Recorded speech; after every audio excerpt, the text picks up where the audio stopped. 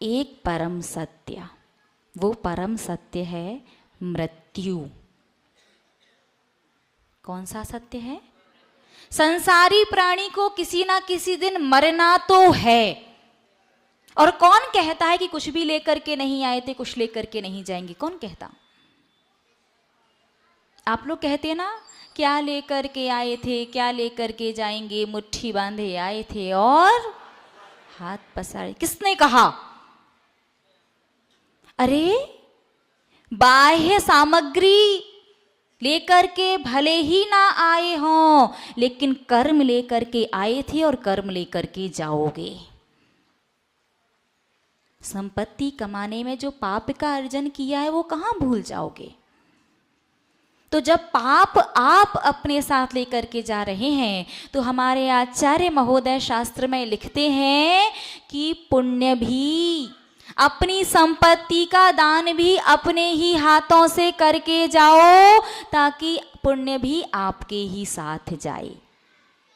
बात समझ में आई कि नहीं आई? बोलिए ना। ऐसा तो नहीं कि आपके नाम से आपके परिवारी जन बाद में दान करेंगे। भले ही ऐसा कर सकते हैं कि आप अपने परिवारी जन से बोल दो कि हमारे जाने के बाद हमारी संपत्ति में से इतना पैसा या ये वस्तु आप मंदिर में या 4 प्रकार के दान में दे देना, ताकि पुण्य भी आपके साथ जाए। सभी जानते हैं कि एक ना एक दिन मरना सभी को है, लेकिन फिर भी ऐसे जीते हैं जैसे अजर अमर का वरदान लेकर के आए हैं। संसार का कोई भी काम करना हो तो कभी कोई तर्क नहीं लगाते, कभी कोई शंका नहीं होती, कभी कोई जिज्ञासा पैदा नहीं होती। संसार के हर कार्य में तो भैया परिस्थिति थी क्या करते, समय की आवश्यकता थी क्या करते, लेकिन यदि धर्म करना हो तो बचने का रास्ता ढूंढते हैं। कम से कम में निपट लो। आपने सुना भगवान जिनेंद्र देव का अभिषेक कम से कम प्रत्येक श्रावक का जो प्रथम कलश हो पूरा भरा होना चाहिए। तो कुछ लोग कह रहे थे, माता जी इतना सारा गंधोदक रखने की व्यवस्था कैसे होगी, छोटा सा कटोरा लगाते। मुझे बताइए आप लोग कौन हो? जैन है, और जैन में भी श्रावक। श्रावक की सही परिभाषा तो जहां तक है आपको शायद नहीं ही आती होगी, लेकिन शाब्दिक परिभाषा तो आती ना। श्र व और क। श्रा यानी श्रद्धावान, वा यानी विवेकवान और का यानी क्रियावान। जो श्रद्धावान, विवेकवान, क्रियावान होता है वो होता है श्रावक।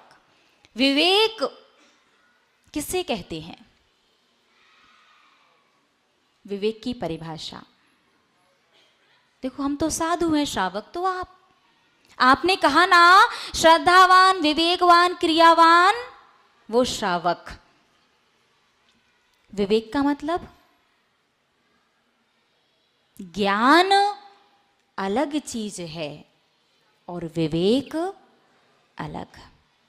जैसे सभी को ज्ञान है कि बूरा, घी और आटा, इन तीनों चीजों को मिलाकर के लड्डू बनाए जाते हैं। सबको ज्ञान है ना? बूरा, घी और आटा, तीनों को मिलाकर के क्या बनाते हैं? लड्डू। लेकिन यदि आपको ये ना पता हो कि कौन सी वस्तु कितने अनुपात में डालनी है, तो लड्डू तो बनेंगे लेकिन बिगड़ जाएंगे।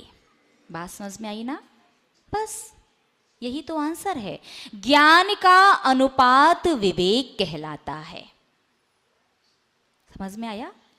ज्ञान होना अलग बात है कि कौन सी क्रिया कैसे करनी चाहिए, क्यों करनी चाहिए, कैसे करने से क्या फल मिलता है, लेकिन उसमें अब क्या करना है आपको?